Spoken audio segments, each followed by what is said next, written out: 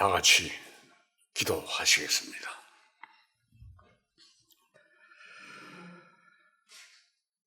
사랑을 베푸시기를 기뻐하시는 하나님 아버지, 항상 돌보아 주시고 지켜주시는 하나님 아버지께 감사와 찬송을 드립니다. 하나님의 크신 사랑을 받고서도 육신에 져서 살아갈 때가 많습니다. 매일매일 승리의 생활을 할 수 있게 도와주시옵소서. 오늘은 주님의 크신 사랑과 인간의 죽음과 모든 문제에 대한 것을 말씀으로 알아보려고 합니다. 도와주시고 이끌어 주시옵소서. 우리 주 예수 그리스도 이름으로 감사하며 기도드리옵나이다. 아멘. 고린전서 15장 19절 찾겠습니다. 고린전서 15장 19절 제가 읽겠습니다. 만일 그리스도 안에서 우리가 바라는 것이 다만 이 세상의 삶뿐이면 모든 사람 가운데 우리가 더 부상한 자이라. 그러나 이제 그리스도께서 죽은 자 가운데서 다시 살아나사 잠자는 자들의 첫 열매가 되셨도다. 사망이 한 사람으로 말미암으니 죽은 자의 부활도 한 사람으로 말미암는도다. 아담 안에서 모든 사람이 죽은 것 같이 그리스도 안에서 모든 사람이 삶을 얻으리라.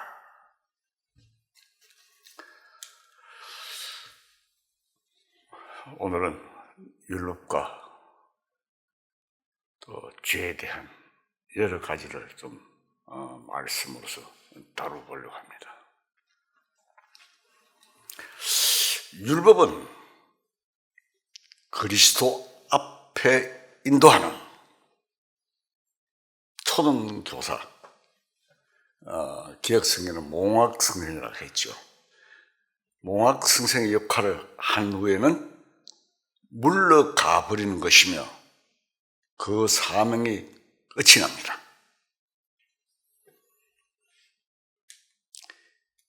갈라디아서 5장 25절에는 우리가 초등교사를 잊지 않다고 했으며 로마서 10장 4절에는 그리스도는 모든 믿는 자에게 의를 이루기 위하여 율법의 마침이 되시니라 라고 말씀하십니다. 로마 10장 4절 그리스도는 모든 믿는 자에게 의를 이루기 위하여 율법의 마침이 되시니라.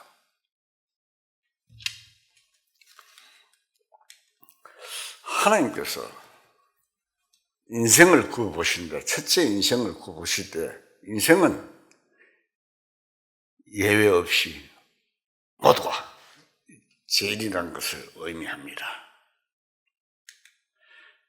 다시 말하면 인생과의 약속, 즉 율법으로 인생과 약속을 맺으신 일인데 율법에 의하여 하나님 앞에서의 인생은 다 죄인입니다. 율법 아래 살고 있는 자는 참으로 마음의 평안을 가질 수가 없습니다. 율법의 행위에 속한 자는 저주 아래 있다고 했습니다. 갈라디아서 3장 10절 한번 봅시다.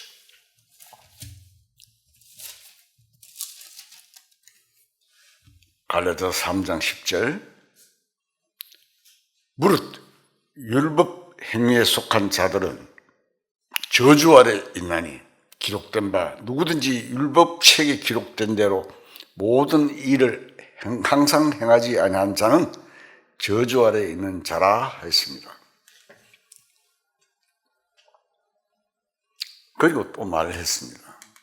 하나님 앞에서는 아무나 율법으로 말미암아 의롭게 되지 못할 것이 분명하니 이는 의인이 기록에 보면 믿음으로 살리라 하셨느니라고 말씀하셨습니다. 율법에 의해서는 어렵게 될 수가 없습니다. 오히려 저주 아래에 있습니다. 그러나 오늘날 또 신앙생활을 한다는 사람들이 아직도 율법주의에 얽매여 있는 자들이 대단히 많이 있습니다. 옛날 유대인들이 율법주의 때문에 예수님은 배척함과 똑같이 오늘날에도 율법주의는 복음의 원수로서 믿음을 무너뜨리는 것입니다. 갈라디아서는 갈라디아 교회 유대인에 의해서 율법주의로 돌아갔기 때문에 그것을 바로잡기 위해서 쓴 것입니다. 갈라디아서 3장 찾으셨으니까 한번 봅시다. 3장 1절.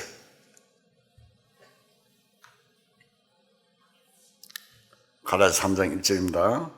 어리석도다 갈라디아 사람들아, 예수 그리스도께서 십자가에 못 박히신 것이 너희 눈앞에 밝히 보이거늘 누가 너희를 깨드냐? 내가 너희에게서 다만 이것을 알려 하노니 너희가 성령을 받은 것이 율법의 행위로냐 혹은 듣고 믿음으로냐? 율법주의는 구원을 얻지 못하고 저주를 받게 됩니다.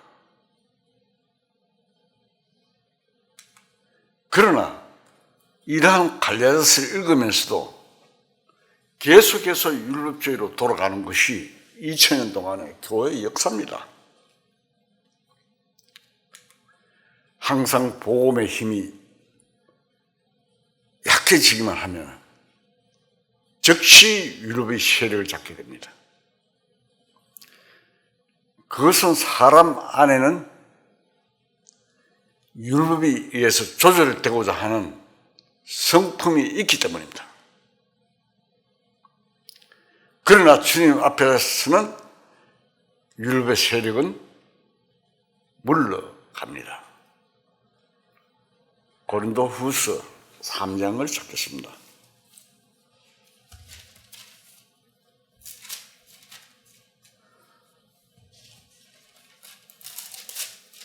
고린도후서 3장 16절. 자, 읽겠습니다. 그러나 언제든지 주께로 돌아가면 수건이 벗겨지리라. 주는 영이시니 주의 영이 계신 곳에는 자유가 있느니라. 오늘날 많은 사람들이 하나님 앞에서 양심의 가책만 받고 문제를 해결하지 못한 대로 지나는 자들이 너무도 많이 있습니다. 새마다 교회 가서 또 부흥회 때마다 가슴을 치며 통회하는 것은 양심의 가책 때문일 것입니다. 통회하는 것이 회개인 것처럼 생각하는 자들이 많으나 통회와 회개는 다르다는 것을 모르고 있습니다. 찬송에 보면은 울어도 못하네, 눈물 많이 흐르되 겁을 얻게 못하고 죄를 씻지 못하니 울어도 못하네 라는 찬송을 입으로 금방 불러놓고 그 찬송이 무엇인지 알지 못한 것입니다. 양심의 가책에서 참으로 노임을 받아야 합니다. 이사야서 1장 18절을 찾겠습니다. 이사야서 1장 18절. 자, 읽겠습니다. 여호와께서 말씀하시되 오라 우리가 서로 변론하자. 우리의 죄가 주홍 같을지라도 눈과 같이 휘어질 것이요 진홍같이 붉을지라도 양털같이 희게 되리라. 주홍같이 진홍같이 죄가 새빨간 것은 아주 흉하고 짙은 죄를 의미하는 것입니다. 이와 같은 죄도 예수님 안에서 깨끗하게 완전히 해결될 것을 약속하시는 말씀입니다. 베드로전서 3장 18절 한번 봅시다.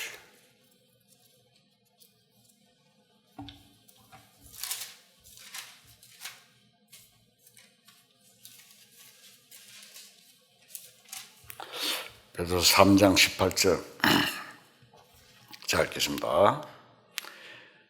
그리스도께서도 단번에 죄를 위하여 죽으사 의인으로서 불의한 자를 대신하셨으니 이는 우리를 하나님 앞으로 인도하려 하심이라. 육체로는 죽임을 당하시고 영으로는 살리심을 받으셨으니. 인간은 아담 안에서 죄 때문에 하나님을 떠났습니다. 하나님께로 돌아가려 해도 죄 때문에 돌아갈 수가 없습니다. 이사야서 59장 1절 한번 보겠습니다.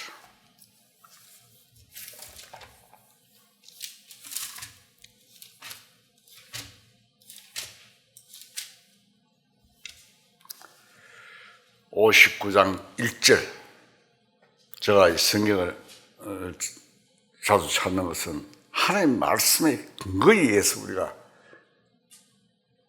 하나님의 뜻을 알아가야 됩니다.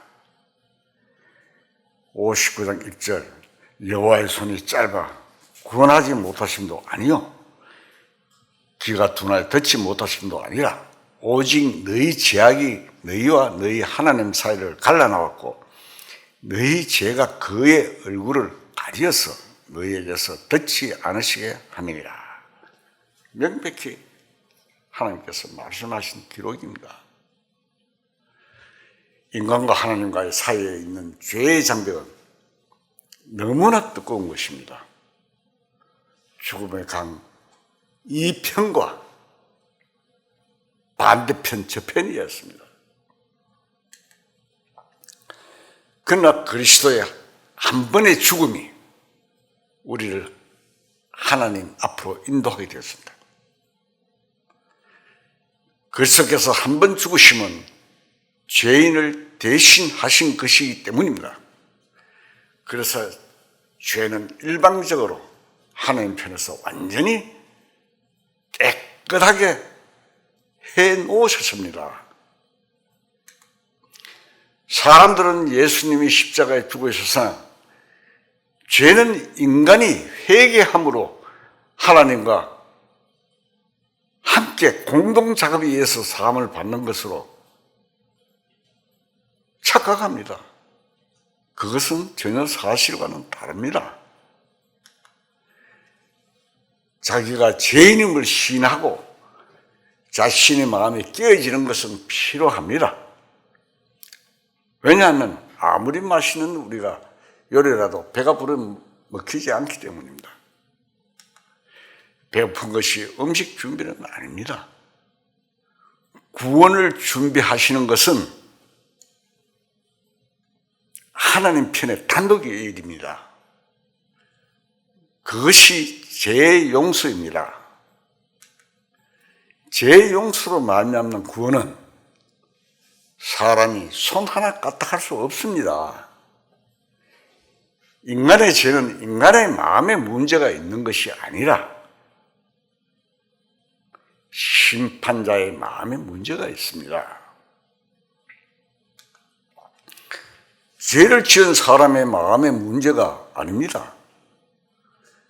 상대자의 마음입니다. 거짓말한 자의 마음, 때린 자의 마음, 훔친 자의 마음이 문제가 아니라 당한 자의 마음입니다. 그렇지 않습니까? 당한 자는 심판자입니다.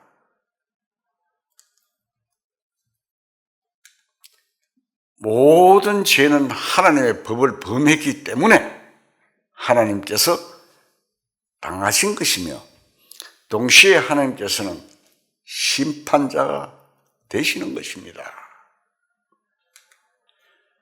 확실히 이런 것들을 구분해야 합니다. 그러므로 문제 해결도 가해자 측에서 온갖 수단 방법을 다 동원한다 해도 피해자 측에서 마음을 풀지 않으면 전혀 해결될 수가 없습니다. 세상 법도 그렇습니다. 그런데 피해자 측인 하나님께서는 예수 그리스도로 말미암아 마음에 만족할 만큼 풀었습니다. 그러므로 이제는 마음 놓고 하나님 앞으로 가게 되었습니다. 이사야서 44장을 찾겠습니다.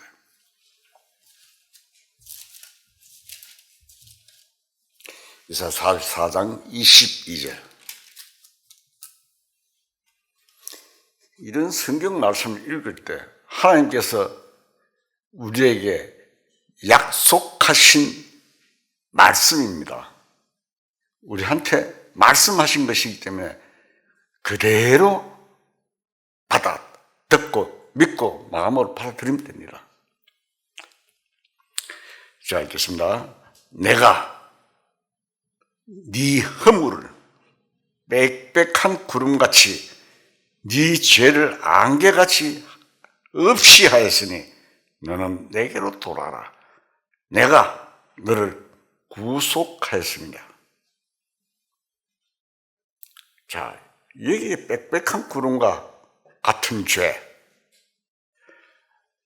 짙은 안개가 자욱하게 쌓인 것 같은 죄가 도말된 것은 사람 앞이나 사람 마음속이 아니라 하나님 앞이며 하나님의 마음입니다.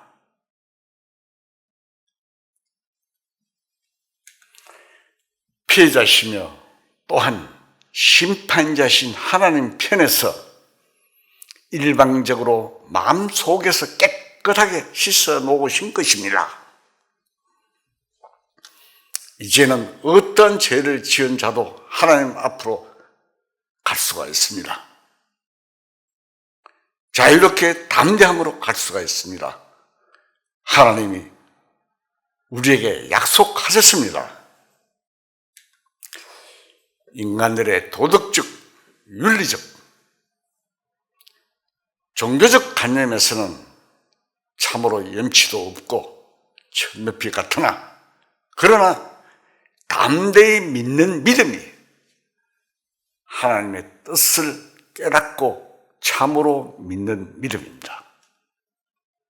이것이 참으로 믿는 믿음이라 이 말입니다. 하나님께서는 인간적인 체면이나 생각은 정말 역겨운 냄새를 풍기는 것 같습니다. 하나님의 사랑에 마음을 거침없이 받아들이는 것이 참으로 믿는 믿음입니다. 이것이 참으로 믿는 믿음이다. 이 말입니다. 요한복음 3장 17절을 찾겠습니다.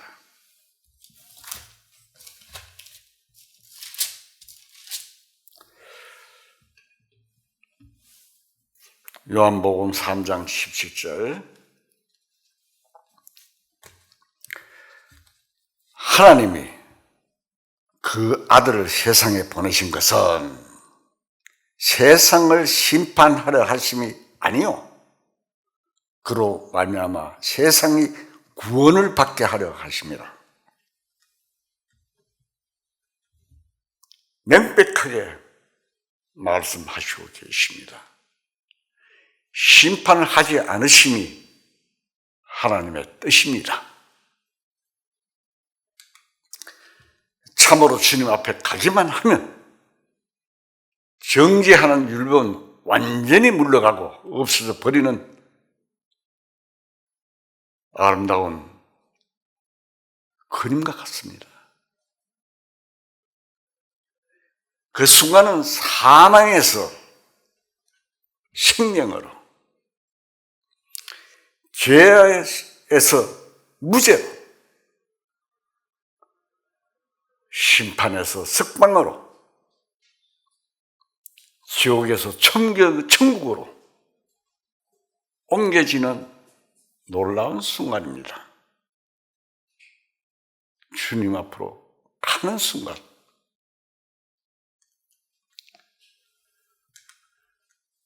가나마다 잡혀온 그 여자의 마음에서도 이제는 되었구나, 살았구나 라고 했을 것입니다. 이것이 마음에 비치는 빛입니다. 주님께서 그 가늠한 여인에게 말을 했습니다. 나도 너를 정죄하지 아니하노니. 요한복음 8장 3절을 보겠습니다.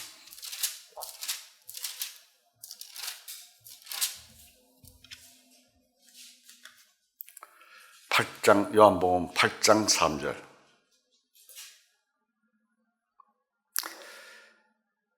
서기관들과 바리새인들이 음행 중에 잡힌 여자를 끌고 와서 가운데 세우고 예수께 말하되, 선생이여, 이 여자가 가늠하다가 현장에서 잡혔나이다. 모세는 율법에 이러한 여자를 돌로 치라 명하였거니와 선생은 어떻게 말하겠나이까? 그들이 이렇게 말하면 고발할 조건을 얻고자 하여 예수를 시험함이라. 예수께서 몸을 굽히사 손가락을 땅에 서시니 그들이 묻기를 맞이하는지라. 이에 일어나 이르시되, 너희 중에 죄 없는 자가 먼저 돌로 치라 하시고.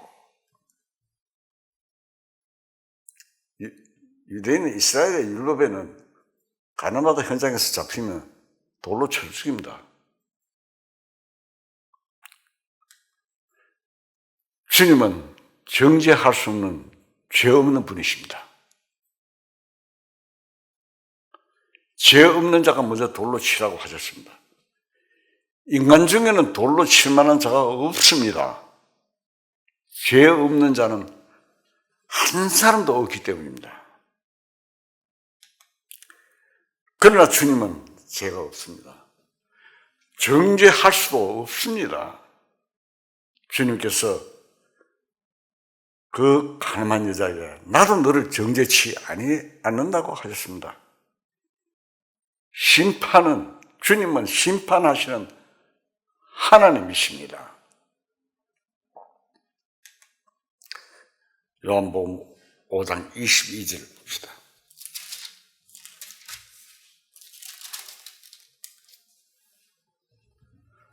요한복음 5장 22절. 아버지께서 아무도 심판하지 아니하시고 심판을 다 아들에게 맡기셨으니. 심판입니다. 주님이. 27절, 5장 27절 한번 봅시다. 또 인자됨으로 말미암아 심판하는 권한을 주셨느니라. 자, 주님이 심판 주지요. 재림하시는 예수님은 심판주로 오시는 것입니다. 초림에서는 예수님이 우리를 위해서, 죄를 위해서 십자가에 달리시러 오셨고, 다시 오시는 재림하시는 예수님은 심판주로 오시는 것입니다. 그런 한 주님께서도 가늠한 여인에게 나는 너를 정죄하지 않으니 하셨습니다. 용서하신 것을 의미합니다. 이 말씀은 하나님께서 이 세상 죄인들을 용서하신 것을 의미합니다. 하나님께서는 이 세상 죄인들의 어떤 죄라도 다 용서하셨습니다. 용서받지 못할 죄는 전혀 없는 것입니다.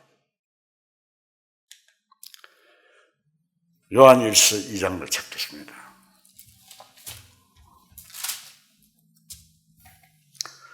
요한일서 2장 2절. 시험하게 저 빨리 읽겠습니다. 그는 우리 죄를 위한 화목 제물이니 우리만 위할 뿐 아니요 온 세상의 죄를 위하십니다. 그는 우리 죄를 위한 화목 제물이니 우리만 위할 뿐 아니요 온 세상의 죄를 위하심이라고 하셨습니다. 하나님께서는 살인자의 죄도, 강도의 죄도, 도둑질의 죄도, 간음죄도, 거짓말하는 자의 죄도 등 모든 죄를 다 용서하신 것입니다. 사람이 생각할 때 이 사실은 얼마나 모순임에 있을 수 없는 것처럼 들릴 수도 있습니다. 그러나 그러한 것이 하나님의 사랑입니다. 예수 그리스도께서 이 세상에 나타나시기 전에도 하나님께서는 인간들을 사랑하셔서 용서하시고 계셨습니다. 하나님께서는 인간들에게 자신의 사랑을 나타나는 것이 절대적으로 필요했습니다. 예수님이 십자가에 죽으심으로 비로소 하나님께서 인생을 사랑하신 것이 아닙니다. 본래부터 사랑하시던 하나님의 마음이 예수님의 십자가에서 나타나신 것입니다. 로마서 5장 8절 보겠습니다.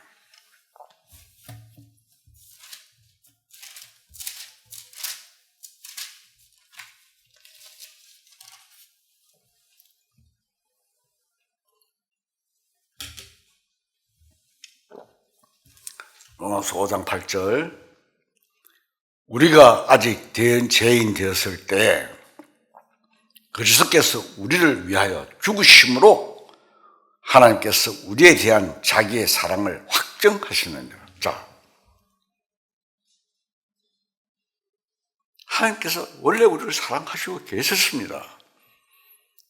그 사랑의 표현이 예수님 오셔서 십자가에 달리사 우리 죄를 사하신 것입니다.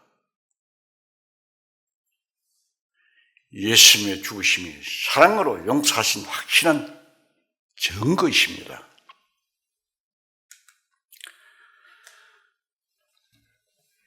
요한일서 4장을 찾겠습니다. 요한일서 4장 9절을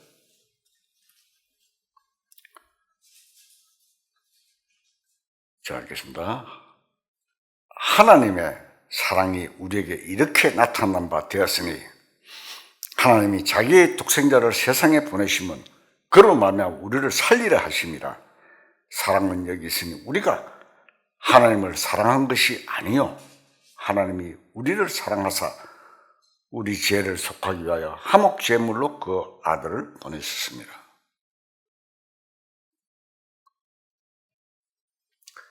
분명히 예수님이 이 세상에 오셨고 제물이 되신 것이 하나님의 사랑의 표시인 것을 말하고 있습니다. 그래서 하나님의 사랑에는 은택을 입은 자가 따로 있는 것이 아니라 누구나 입을 수 있습니다. 세상 모든 사람, 어떤 죄인도 그 은혜를 입을 수 있습니다. 하나님의 사랑에 의한 용서를 힘입을 수 없는 죄인은 전혀 없습니다.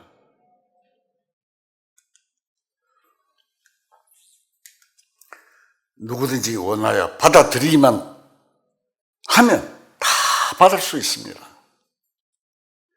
그러나 원하지 않는 자는 어쩔 수 없습니다.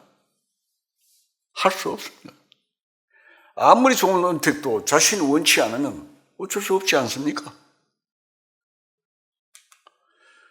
그러나 믿는 자는 누구든지 받을 수 있습니다. 가늠하다가 현장에서 잡힌 여자를 향해서 예수님께서 나도 너를 정죄하지 아니한다고 하셨습니다. 가늠한 자도 예수 그리스도 안에서 쉴 수 있습니다. 오늘날 우리나라나 기타 현재 세계에서 가늠자가 너무도 많으며 보통으로 생각하고 심지어는 죄와 같이 생각지도 않는 시대이나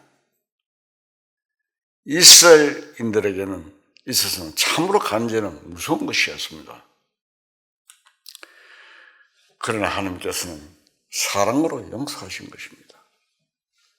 다만 예수님 안에서 용서하셨기 때문에 예수님은 흉악한 죄인들의 편히 쉴 수 있는 안식처입니다. 요한복음 8장 내용이 바로 이러한 사실을 말해주는 것입니다. 예수님 말씀하십니다. 진리를 알지니 진리가 너희를 자유롭게 하리라. 잘 아는 성부지요. 요한 8장 32절에 있는 말씀입니다. 예수님은 진리십니다. 예수님은 바로 하나님께서 인생을 위하여 죄와 그 형벌에서 자유케 하시는 진리입니다. 예수님 안에서만이 형벌이나 양심의 고통이나 사망에서 떠난 진정한 자유를 누릴 수 있습니다. 요한복음 14장 6절을 보겠습니다.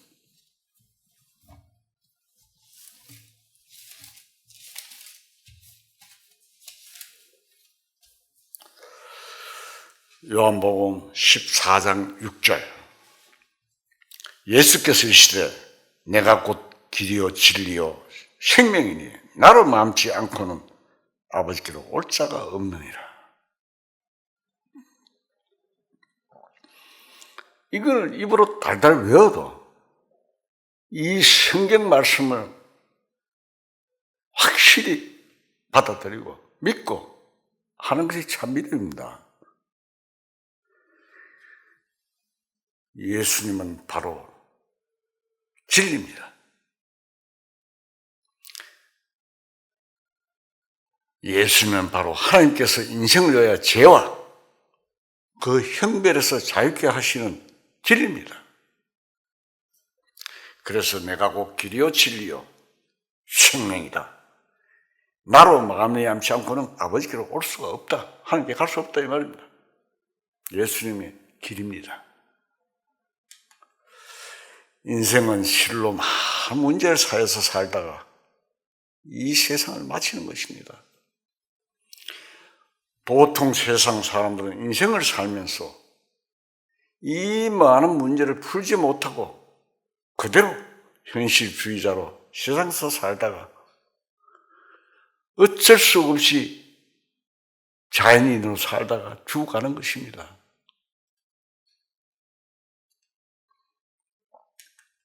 그런가 하면 또 어떤 이들은 이 인생의 많은 문제를 풀어보기 위해 수단으로 철학을 논하고 종교를 논하고 예술이나 문학을 논하는 자들이 있는가 하면 또 쾌락주의에 빠져서 일생을 쾌락 속에 사는 것이 전부인 것처럼 생각을 하기도 합니다. 지금 이 세상에는 인생에게 많은 문제들이 있는데 사회적인 문제도 있고 개인적인 문제도 있습니다. 우리가 생각하고 알고 있는 대로 이 세상은 한계점에 달하여 인구 문제, 공해 문제, 식량 문제, 자원 문제, 자연계의 이변, 전쟁 준비, 인생이 극도로 악화되어 가는 문제 등 참으로 셀 수 없는 수단 문제를 지니고 있는 것이 현실입니다. 때아닌 겨울에 홍수가 나고 여름에 눈이 오고 기상이변이 지금 전 세계에서 지금 일어나고 있습니다. 이 세상은 한계점에 달하고 있습니다. 이러한 문제들을 인생의 연구나 어떤 방법으로도 도저히 해결할 수 없는 것입니다. 과학자들이 동원되고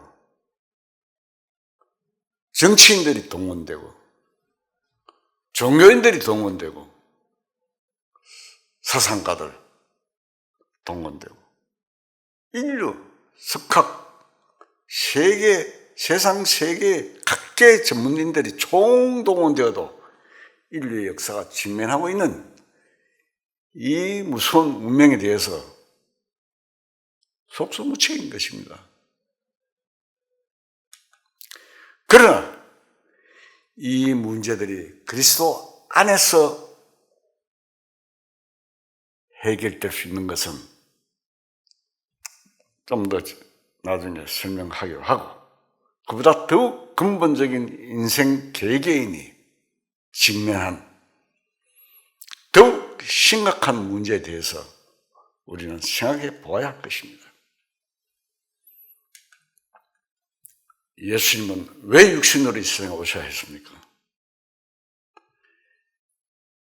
예수님은 하나님의 아들로서 육신을 입고 오신 것은 낮아진 상태에서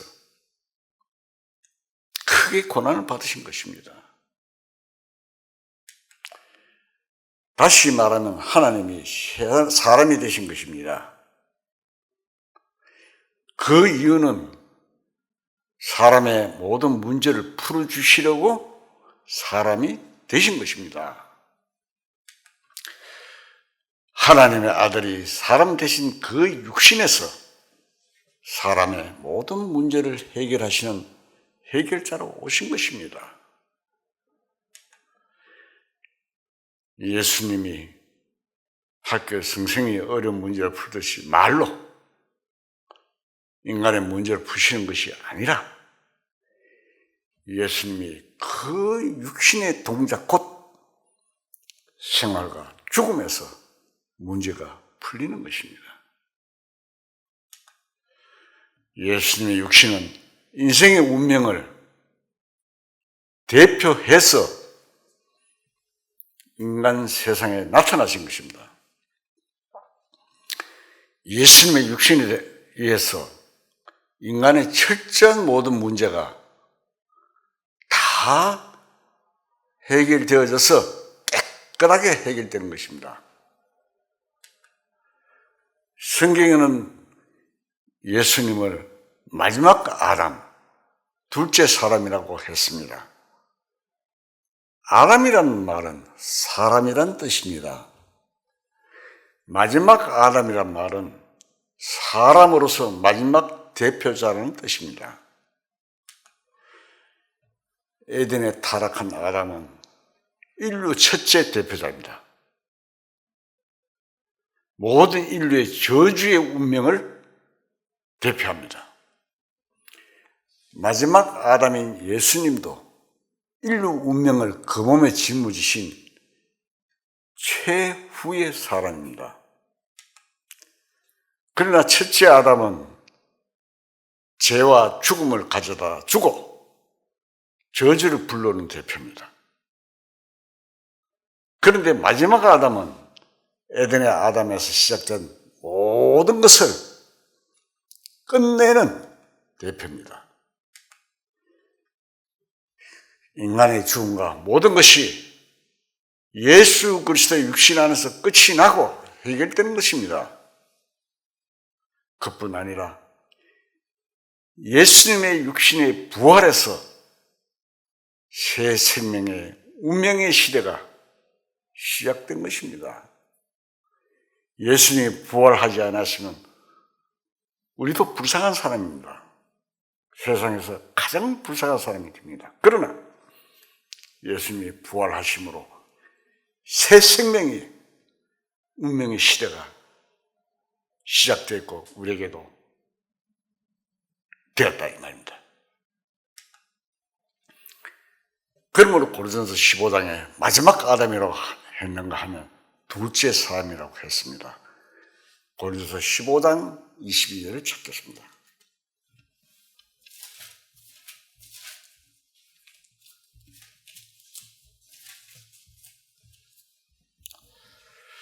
(15장 22절) 아담 안에서 모든 사람이 죽은 것 같이 그리스도 안에서 모든 사람이 삶을 얻으리라. 자, 거기서 또 45절을 찾겠습니다. 15장 45절. 기록된 바 첫사람 아담은 생명이 되었다 한것 같이 마지막 아담은 살려주는 영이 되었나니. 자, 기록되어 있죠. 그러나 먼저는 신령한 사람이 아니요 육의 사람이요, 아담을 말합니다. 그 다음에 신령한 사람이니라. 첫 사람은 땅에서 났으니 흙에 속한 자거니와 둘째 사람은 하늘에서 나셨느니라. 둘째 사람은 예수님 말씀하시고 첫째 아담은 아담을 말합니다. 십자가에 죽기 전 예수님은 마지막 아담 곧 죄와 사망을 끝내시는 대표라는 의미에서 마지막 아담이고, 둘째 사람은 아담이 옛 세상 즉 첫째 사람의 대표자임을 반해서 부활하신 예수님은 새 세상, 생명의 세상, 영생의 세상, 의의 세상의 대표, 곧 두 번째 세상의 대표라는 의미에서 둘째 사람이라고 한 것입니다.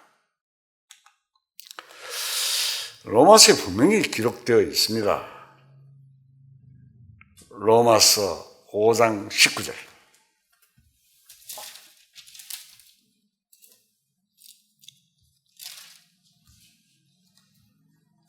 로마서 5장 19절 제가 읽겠습니다. 한 사람이 순종하지 아니함으로 많은 사람이 죄인 된 것 같이 한 사람이 순종하심으로 많은 사람이 의인이 되리라. 분명히 기록해놨죠. 한 사람이 순종하지 아니함으로 많은 사람이 죄인 됐다.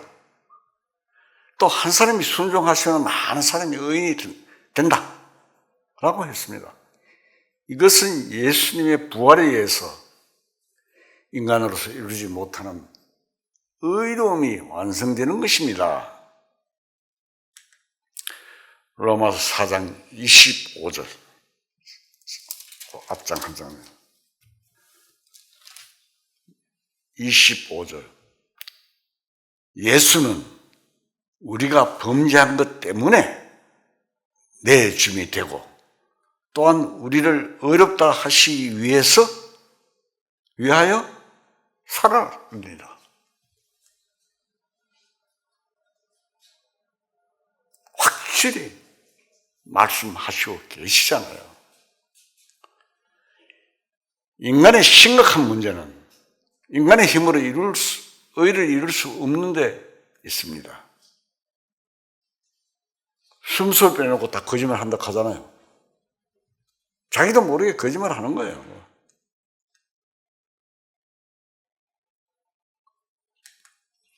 아무리 노력하고 고행을 해도 도저히 이룰 수 없는 것이 하나님 앞에서 의롭게 되는 것입니다. 하나님께서 인정하실 수 있는 의로움은 전혀 불가능했습니다.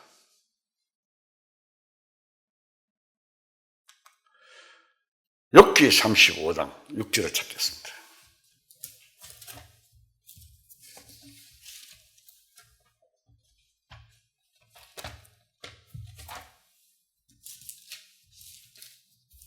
욥기 35장 35장 6절. 제가 읽겠습니다. 그대가 범죄한들 하나님께 무슨 영향이 있겠으며 그대의 악행이 가득한들 하나님께 무슨 상관이 있겠으며 그대가 어려운들 하나님께 무엇을 드리겠으며 그가 그대의 손에서 무엇을 받으시겠느냐. 그대의 악은 그대와 같은 사람에게나 있는 것이요 그대의 고민은 어떤 인생에도 있느니라.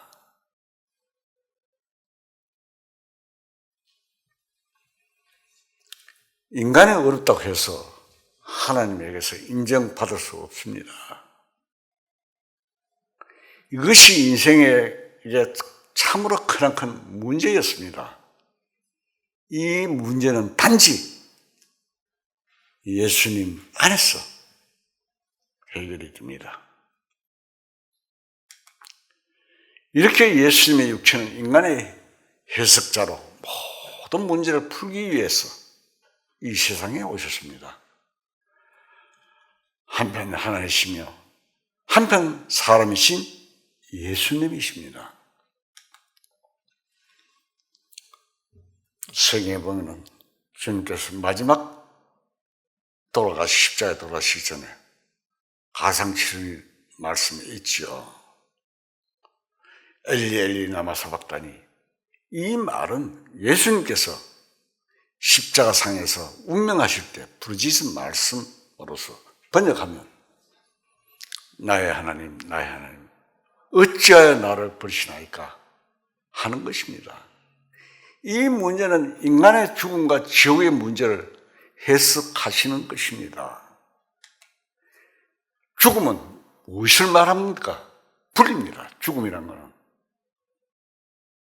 우리가 성경에서 보지 않으면 죽음이 어떤 것인지 알 수 없습니다. 그러나 성경에서 알려주셨습니다. 불입니다. 영과 육의 분리입니다. 지옥은 둘째 사망입니다. 인간이 죄로 말미암아 지옥 갈 수밖에 없는데 이것은 인간에게 아주 심각한 문제입니다. 죽음이라는 것이 사라지고 없어지는 것이면 별로 문제될 것이 없습니다. 그렇지 않습니까? 존재하지 않는다는 것은 괴로운 의식도 없어지는 것이니 문제도 없습니다. 자살하는 사람들은 자신의 존재가 없어지니 궁극적으로 고통에서 놓일까 하여 이를 감명하지만 인간이 죽어도 그 존재는 없어지지 않는 것이기 때문에 문제는 더욱 큰 것입니다. 육신에 있을 때보다 훨씬 괴로움이 큰 것입니다. 그러면 죽음은 어떤 상태냐? 이 육신과 영의 일시적인 분리 현상입니다. 그리고 지옥은 하나님과의 영원한 분리를 의미합니다. 하나님은 영원한 생명입니다. 모든 축복과 강명과 영광이 전부 하나님께 있습니다. 그렇기 때문에 하나님과의 분리는 암흑입니다. 흑암입니다.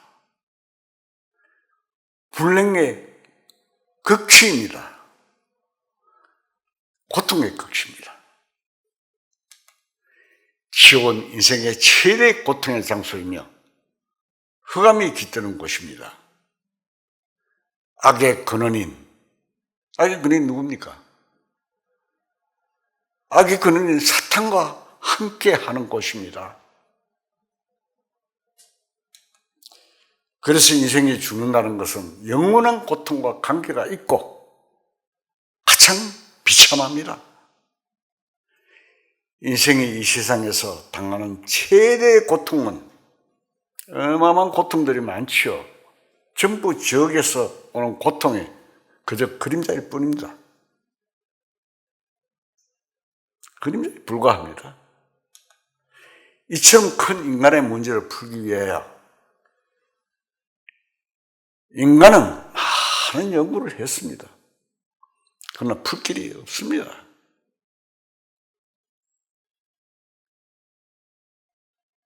우리가 잘 아는 진시황도 불로초를 죽지 않기 위해서 삼천궁리를 거느리고 불로초를 부하들을 시켜서 케어라는 게 있어야죠.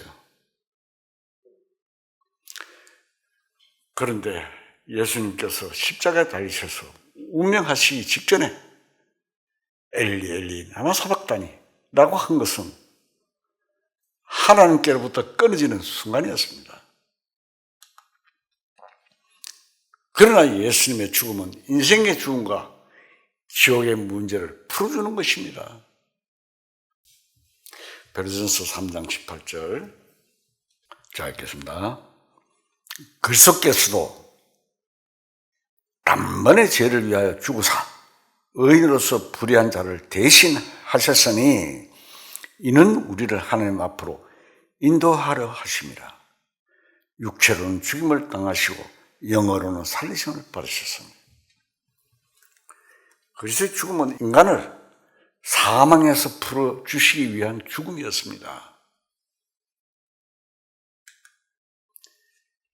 히브리서 2장을 찾겠습니다.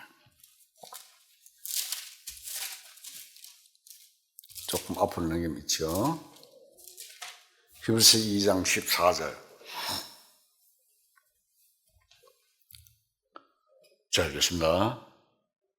자녀들은 혈과 육에 속하였으며 그도 또한 같은 모양으로 혈과 육을 함께 지니심은 죽음을 통하여 죽음의 세력을 잡은 자 곧 마귀를 멸하시며 또 죽기를 무서워함으로 한평생 매어 종노릇하는 모든 자를 놓아주려 하심이니. 자, 답이 다 나와 있잖아요.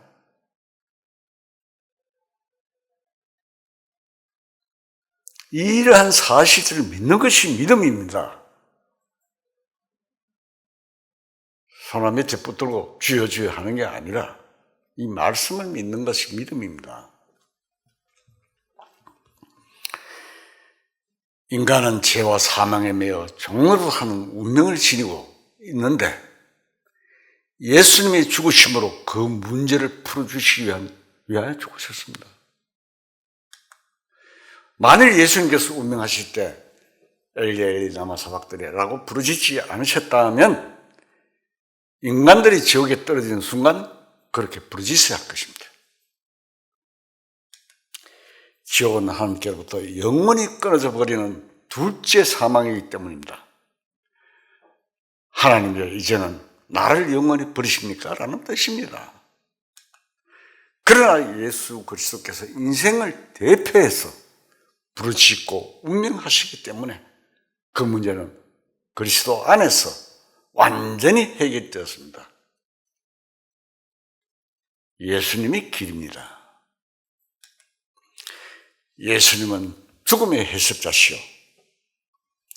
지옥의 운명을 해석하신 분이시오. 임으로만 푸는 교리적인 해석이 아니라 몸으로 푸는 실제적인 해결입니다. 그래서 성경은 말씀하십니다. 요한일서 4장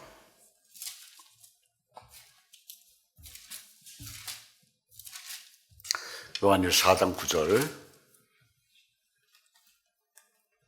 요한일서 4장 9절 제가 읽겠습니다. 하나님의 사랑이 우리에게 이렇게 나타나신 바 되었으니 하나님이 자기의 독생자를 세상에 보내시면 그로 말미암아 우리를 살리려 하십니다. 사랑은 여기 있으니 우리가 하나님을 사랑한 것이 아니요 하나님이 우리를 사랑하사 우리 죄를 속하기 위하여 화목제물로 그 아들을 보내셨습니다. 인간과 하나님과의 화목을 위해서 제물로 예수님이 바쳐주는 것입니다. 예수님은 목숨을 버리심으로 인간을 사랑하셔서 죽음의 문제를 해결해 주셨습니다. 이 사실을 믿는 자는 죽음이 없습니다. 영생을 얻은 것입니다. 영원한 생명을 얻은 자입니다. 이 세상의 많은 학자나 종교가도 다 말로만 인생의 문제를 논하는 자들입니다. 예수님은 이 세상의 말뿐인 학자 종교인들과는 달리 그 육신으로서의 인생의 문제를 풀어주시는 해석자로 오신 것입니다. 누구든지 믿으면 멸망하지 않고 영생을 얻습니다. 영생이 뭡니까? 영원한 생명을 말합니다. 영은 죽지 않습니다. 그래서 지옥 가는 겁니다. 죄를 지어서. 육신은 죽어도.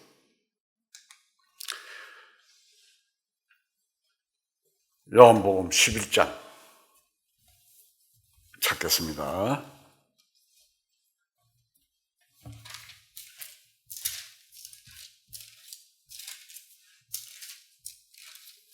요한복음 11장 25절. 자, 읽겠습니다. 예수께서 이르시되 나는 부활이요 생명이니 나를 믿는 자는 죽어도 살겠고 무릇 살아서 나를 믿는 자는 영원히 죽지 아니하리니 이것을 내가 믿느냐? 나사로 너희 마르다에 하신 말씀이잖아요. 예수님은 이렇게 말씀하셨습니다. 이것이 바로 죽음과 지옥을 푸신 것입니다. 그래서 욥기에는 하나님이 그 사람 불쌍히 여기사 그를 건져서 구덩이에 내려가지 않게 하라. 내가 대성을 얻었다 하시리라. 욥기 33장 24절에 기록되어 있는 내용입니다. 대속물 때문에 멸망인 구덩이인 지옥을 우리는 면했습니다. 인간의 죽음과 지옥의 운명에 매여 있는 이유는 왜 매여 있습니까? 죄 때문에. 그것을 잘 아는 것입니다.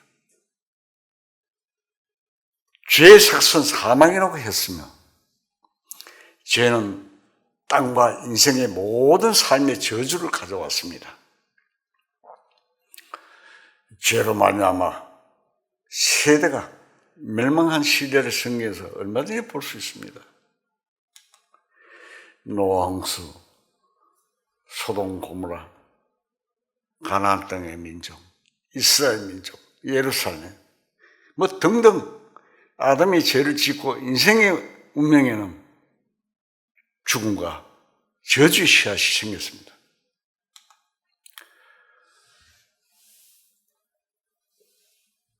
로마서 5장 12절 찾겠습니다.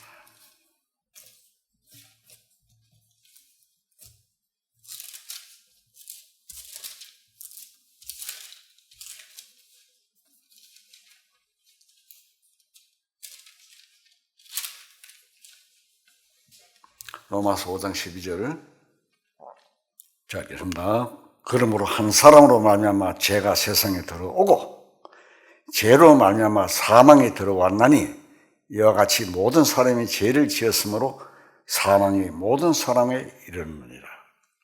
억울하죠? 후손들은. 인간에게 오는 모든 염려, 근심, 고민, 공허, 분노, 다툼, 미움 참으로 불행합니다. 그런데 이러한 것이 바로 죄의 씨앗이 속에 있어서 발화된 것입니다. 레미야 17장 9절에 보면 그런 말씀을 또 기록해 놨습니다.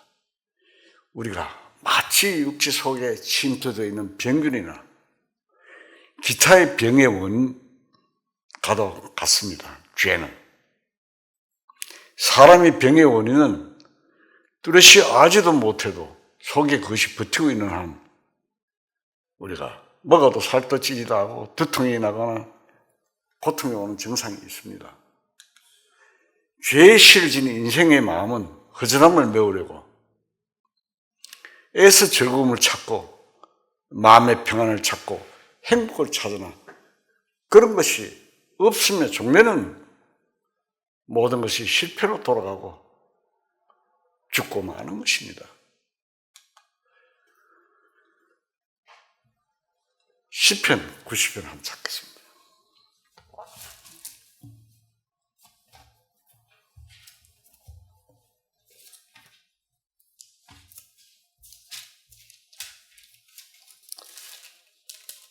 시편 90편 4절. 자, 읽겠습니다. 시편 90편 4절. 주의 목전은 천년이 지나간 어제 같으면 밤의 한순간 같을 뿐이다. 주께서 그들을 홍수처럼 쓸어가시나이다. 그들은 잠깐 자는 것 같으며 아침에 돋는 풀 같으니이다. 풀은 아침에 꽃이 피어 자라다가 저녁에는 시들어 마르나니 우리는 주의 노에 소멸되며 주의 분노심에 놀라나이다. 주께서 우리 죄악을 주의 앞에 놓으시며 주의 은밀한 죄를 주의 얼굴빛 가운데 두사오니 우리의 모든 날이 주의 분노 중에 지나가며 우리의 평생이 순식간에 다하였나이다. 우리의 연수는 70이요 강하면 80이라도 그 연수의 자랑은 수고와 슬픔뿐이요 신속히 가니 우리가 날아가나이다.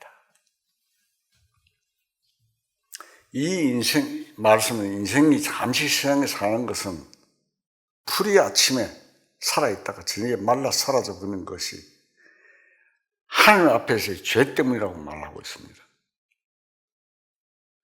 그리고 그 짤막한 생애도 하나님의 분노 중에 질병이나 근심, 고통 중에 지나다가 마침내 마치는 생애라고 말합니다.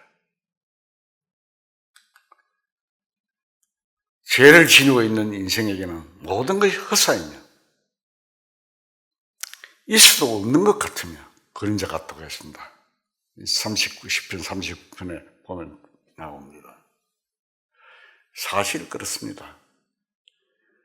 살고 있으며 잠시 후에는 죽고 마는 것 같습니다. 우리가 인사할 때 누가 요새 잘 지내느냐 안부를 물으면 그 사람 한 달 전에 세상을 떠났다고 이런 이야기 듣잖아요. 깜짝 놀라잖아요. 그가 벌써 세상을 떠나다니 인생의 흠엄을 새삼 느끼게 됩니다. 그 사람뿐만 아니고 우리 다 그렇다 이 말입니다. 이 사실을 깨닫지 못한다는 다 그렇습니다. 이와 같이 인생이 죄로 말미암아 망해가는데 이 죄의 문제를 풀기만 하면 모든 문제가 풀릴 텐데 인간 자신의 힘으로 노력으로는 결코 풀 길이 없습니다. 우리는 성경 말씀을 통해서 이 문제를 확실히 해결해야 합니다. 다음 시간에는 좀 더 상세하게 한번 성경을 상고해보고자 합니다. 이 성경 말씀 속에 하나님께서 약속하신 말씀들을 우리는 그대로 받아들여야 합니다. 다 같이 기도하시겠습니다.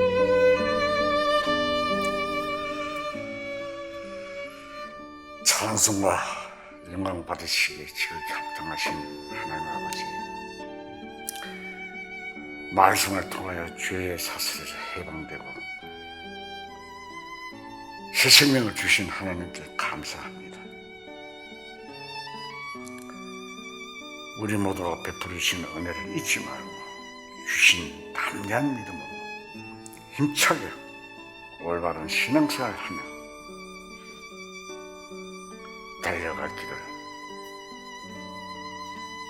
달려갈 수 있게 인도하여 주시옵소서.